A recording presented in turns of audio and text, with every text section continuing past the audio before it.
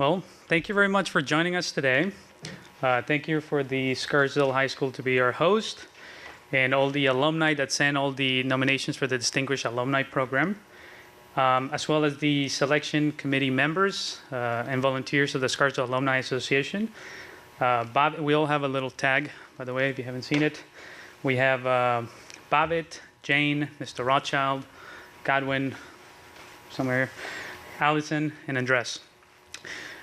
Over the past 6 years that I've been involved with the SAA, I've been on a quest to understand the identity or persona of our alumni community. I wasn't ready last year or the year before that, but this year I'm ready to share my findings with you. If I were forced to choose one title to define our entire alumni community, that title would be activist. If I were to choose a noun, it would be nonconformist. Always questioning and challenging the status quo. This is taken into consideration that we have the class of the 1960s and 70s at their peak of their careers. And Mr. Rothschild makes very clear this his favorite years, his favorite class years. He makes sure he mentions that every time. But you will see plenty of examples today that this trend continues. And for those distinguished alumni that had a chance to speak to the students yesterday, they will agree with me that we have at Scarsdale High School, it's a gold mine of highly educated future activists ready to be empowered. It is true that Scarsdale High School students do not need mentors in the same way that students at underprivileged schools need them. As a matter of fact, our students can already be mentors, as we saw from the program that Eugene Rosenthal created during her senior year at Scarsdale High School, providing free SAT prep classes to underprivileged students. Our students can be anything they want to be. Our role as our alumni is much simpler. Let's give them inspiration and support so they can be mentor and activist themselves and have an even larger positive impact in our planet at a much more rapid pace. Our Distinguished Alumni Awards program is the foundation of a challenging and ongoing effort to build a strong network of mentors to the future generation of Scarsdale students and alumni. Now let me change gears here and share you a personal story about serendipity. I am personally not a big fan of serendipity because it usually reminds me that somewhere along the line I failed to connect the dots myself, and I had to depend on serendipity to make things happen for me. Here's a perfect example. This year, following my graduation from my MBA program and 2 internships at the New York City Mayor's Office, I decided to serve as the CIO for the campaign of the now first Latino mayor of Providence, Rhode Island. Throughout this experience, I also decided to submit my first attempt to the White House Fellowship Program. Through the research phase in my application, I read the only book existent about the program by a person called Charles Garcia, whom, by serendipity, I met a week ago at a Latino Leader Conference in New York City. In his book, among the many fellows he mentions, he speaks at length of a White House fellow who launched the Computer for Learning program, which began the task of redirecting thousands of surplus government computers to the neediest American schools and later launched Computers for Youth. Not until I read the in-depth bios that Mr. Rothschild crafted of this year's DAs, Distinguished Alumni, that's what we call it, the cool people with scars, DAs.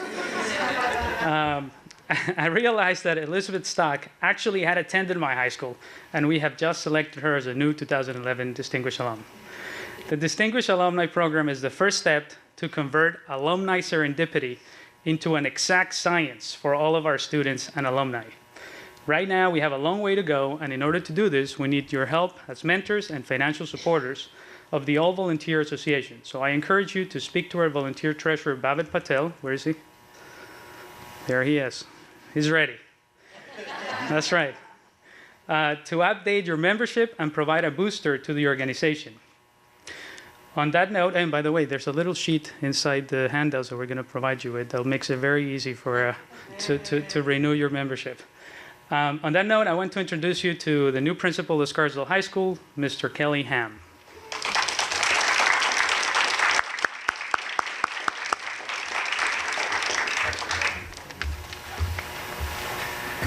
In the interest of clarity, it's co-principals. I don't want to, but Fred may not be here, but he'll hear. I'd like to welcome you all, honored alumni, your friends, family, faculty and staff who are here, our board members, Liz Guggenheimer and Sunil Subhakrishna, and our mayor, Dr. Miriam Flisser. Thank you all for coming. This is one of the real joyful occasions that we celebrate in the fall. And it's a pleasure to be here. It's a pleasure to be here and to see this ceremony as a celebration, but for me it's actually more of a dual celebration. Obviously it's a celebration of the accomplishments, the contributions, the achievements of those who have passed through our doors at the high school. It's axiomatic for educators in establishing the critical importance of their tasks, and often at the beginning of budget seasons, to make some reference to being responsible for educating tomorrow's leaders. And I have to admit, I have some vivid recollections of being in front of classrooms where that was really a scary thought. However, in the 30 plus years since I've been at Scarsdale, I've come to be daily reminded of the truth of that statement. That teaching in Scarsdale, and in communities like Scarsdale, comes with tremendous benefits, but also tremendous responsibilities.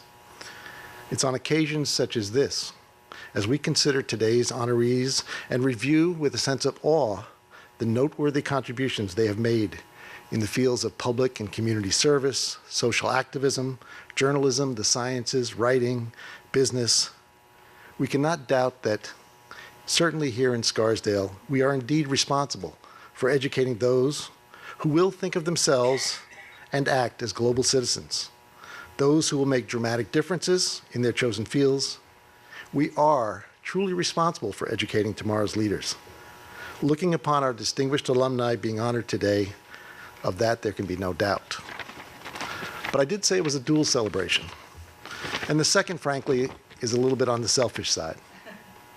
I come from a family of teachers, a rather large family of teachers, with parents, siblings, in-laws, children, nieces, nephews, all engaged in the family business, dating back, in the case of my father's career, to the late 1940s.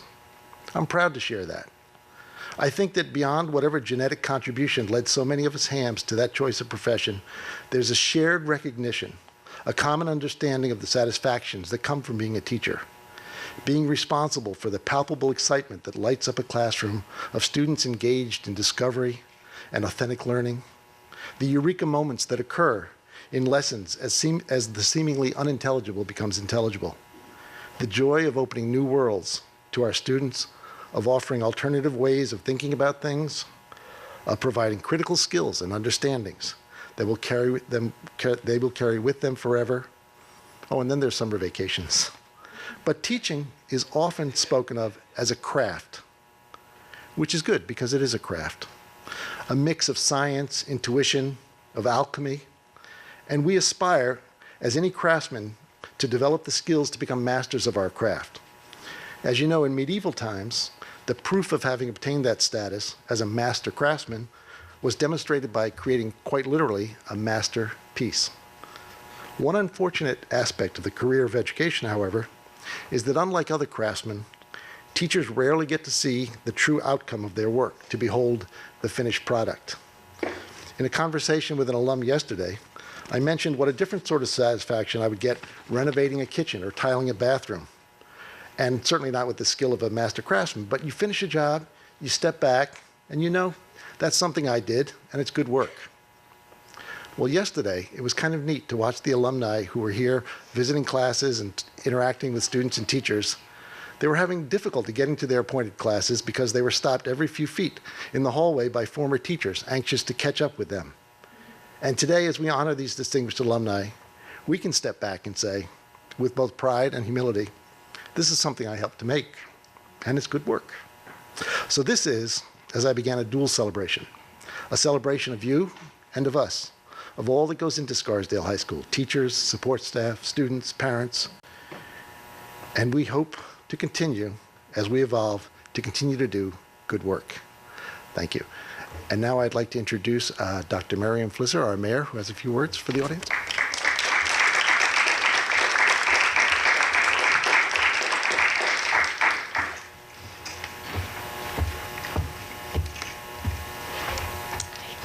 Thank you all for being here and for inviting me to speak. I have a lot of good credentials here. I have 3 alumni that I raised myself, and as you all know, I'm married to a teacher in Scarsdale. Since Mr. Hamm gave his pedigree, my husband's 4 sisters and brothers are all teachers, as are all his first cousins. So that's quite a history there. I'm very proud to be here today to see such a wonderful return on my tax money. And in addition, I'm going to tell a little story about someone who was a teacher here. As a result of Harvey teaching here for almost 25 years now, I have a lot of friends in the school system, and one of the teachers, who was Irving Sloan, told me that when he started out, he was very committed to social causes. As you know, he was a clerk for Felix Frankfurter. And at the time that he considered starting his career in Scarsdale, he discussed it with a personage that you've all heard of named Eleanor Roosevelt. And he said to her, I'm worried about it because I'm stepping into families that are privileged, who can give their children so much, and instead of teaching in an area where the children need me more. And she said, oh no. You must take this opportunity. It's very important. And the reason is that what you're teaching, what you're creating here are the future leaders of America. And that turned out to be true, as you have proven today.